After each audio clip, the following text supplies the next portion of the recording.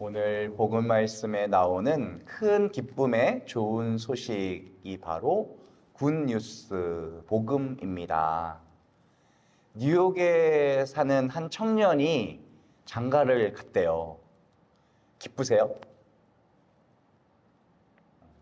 도쿄에 사시는 한 할아버지께서 취업을 하셨대요. 기쁘세요? 모르겠죠? 네. 그분들께는 기쁜 소식이겠지만 저에게는 그닥 기쁜 소식이 아니에요. 굿뉴스가 아니다. 복음은 나와 직접적인 관계가 있을 때만 기쁜 소식이 되는 거예요. 맞죠? 예수님의 탄생이 오늘 여러분들에게 기쁜 소식이 되려면 먼저 누구와의 관계가 맺어져야 될까요? 예수님. 네. 네, 오늘 이게 강론의 결론이에요. 이제 강론 안 해도 되는 거예요. 네. 그래도 조금 풀어서 하자면 이 성탄이 저와 여러분을 예수님과의 관계, 개인적인 관계로 초대하고 있는 거예요.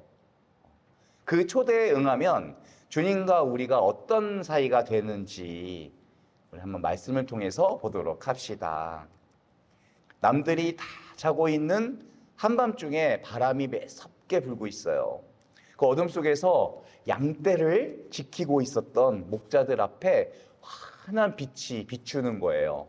그리고 천사들이 나타나가지고 이 소식을 전해줍니다. 얼마나 놀랬겠어요. 바로 예수님의 탄생 소식이에요. 성경에 천사가 나타나서 아기를 잉태했다고 소식을 들려주는 대목이 여러 군데 나와요. 근데 이거는 너무나 당연한 공통점이겠지만 전부 누구에게 이걸 알려줬냐? 가족들에게 알려줬다는 거예요. 마리아는 남편 요셉에게, 오늘 복음에 나오죠. 또 엘리사벳의 남편 지카리아에게, 또 사라의 남편 아브라함에게, 또 삼손의 잉태는 남편 마노아에게 알려주었거든요. 자, 그럼 오늘 복음에서 한밤중에 양떼를 지키던 목자들 앞에 천사가 나타나서 예수님의 탄생 소식을 전해 주었다면 목자를 어떤 존재로 여기고 있는 거예요? 가족으로 여기고 있는 거예요. 그들을 가족으로 부르시는 초대를 하고 계신 겁니다. 두려워하지 마라. 보라, 나는 온 백성에게 큰 기쁨이 될 소식을 너희에게 전한다. 오늘 너희를 위하여 다윗 고을에서 구원자가 태어났으니 주 그리스도이시다. 누구를 위해서 나신다고요? 너희를 위해서. 여기서 말하는 너희는 불특정 다수를 말하는 게 아니라 바로 이 말을 듣고 있는 목자들을 향해서 하신 말씀이에요. 너희 목자. 목자들에게 이 기쁜 소식을 알려주면서 너희를 위해서 구세주가 나셨다. 바로 크리스마스가 목자들에게 굿 뉴스가 될 수 있었던 것은 그들과 예수님과의 관계가 맺어져 있기 때문이었다. 어떤 관계? 가족 관계. 네. 여러분은 어떠세요? 굿 뉴스가 맞으세요? 기쁜 소식 맞아요? 그러면 그거야말로 어르신 여러분들이 예수님과 가족이라는 사실을 증명하고 있는 거예요. 천사가 마리아에게 태어날 아기의 이름을 가르쳐 줬어요. 요셉에게도 가르쳐 줬어요. 아들을 낳으리니 예수라고 하여라. 자, 오늘 목자들에게는 뭘 가르쳐 줬냐? 너희를 위해 구원자가 태어나셨으니 주 그리스도이시다. 자, 이름보다 더 중요한 것을 알려주시는 거예요. 세 가지를 알려주었어요. 이 아기는 장차 구세주가 되실 분이야. 이 아기가 바로 온 백성이 그토록 기다리던 메시아이고 그리스도야.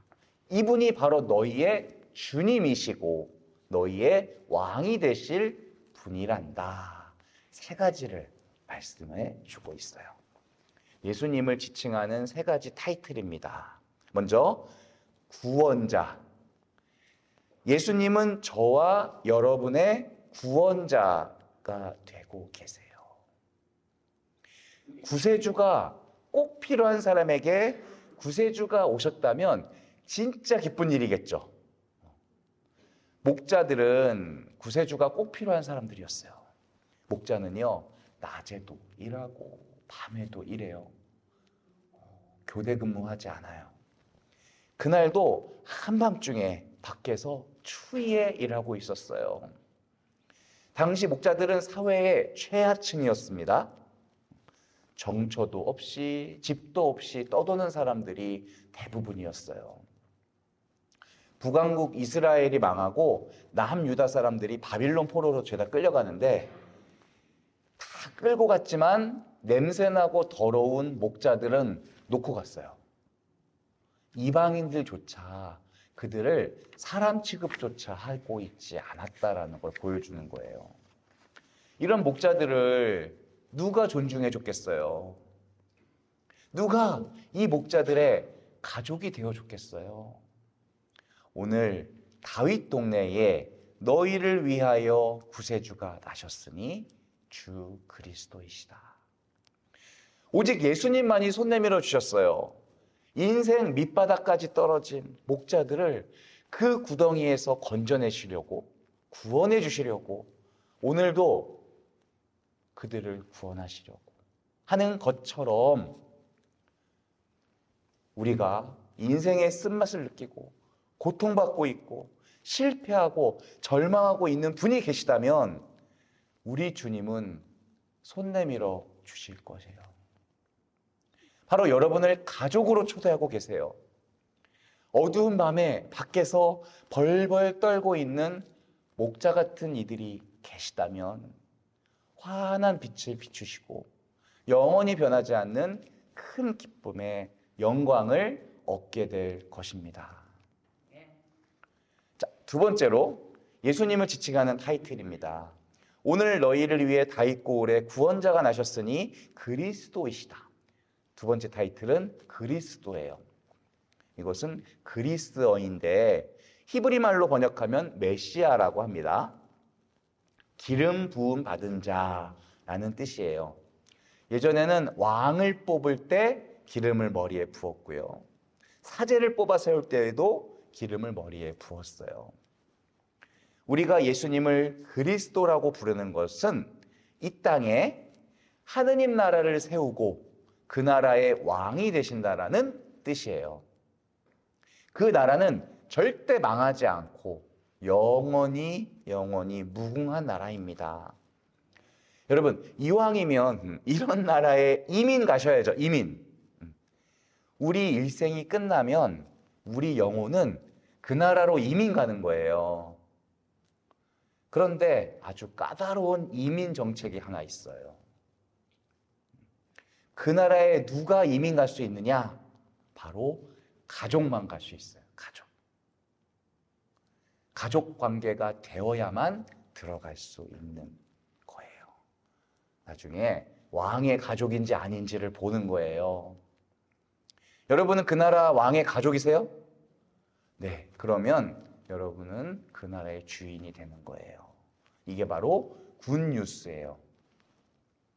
자, 세 번째 마지막 타이틀, 주님 퀴리오스라고 합니다. 이 퀴리오스는 당시 로마 황제 카이사르에게 썼던 단어인데요. 왕이란 뜻이거든요. 자, 그리스도도 왕이란 뜻이고 퀴리오스도 왕인데 그 쓰임새가 조금 달랐어요. 그리스도는 하느님 나라 전 우주를 통치하는 정치적인 왕을 말하는 거예요. 퀴리오스는 아주 개인적이고 친밀한 왕을 말하는 그런 단어예요. 오늘 내 삶의 왕, 오늘 내가 하고 있는 일들의 왕, 내 삶의 주인, 오늘 나를 보호하시고 오늘 나를 지켜주시고 오늘 나에게 먹을 것을 공급해 주시는 왕이신 거예요. 그분이 나의 주님이시다. 이렇게 좋은 예수님을 우리 인생의 구세주로 모신 거예요. 여러분의 그리스도로, 여러분의 주님으로 모시시길 바래요. 여러분을 가족으로 초대하셔가지고 천국에 이르도록 영원토록 보살펴 주실 것입니다. 어두운 밤에 밖에서 벌벌 떨고 있는 목자들까지도 환한 빛으로 덮으실 거고요. 영원히 변치 않은 큰 기쁨을, 영광을 주실 것입니다. 이 기쁨과 영광이 우리 모두에게, 우리 가정 모두에게 충만하기를 우리 아기 예수님의 이름으로 축복해 드립니다. 아멘.